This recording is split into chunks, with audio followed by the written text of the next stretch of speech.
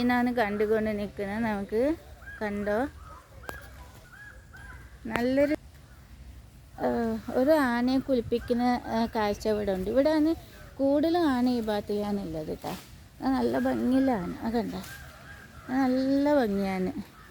പിന്നെ ഒരുപാട് ആൾക്കാർ വരുന്നത് ആനകളെ കണ്ടുപോകാൻ.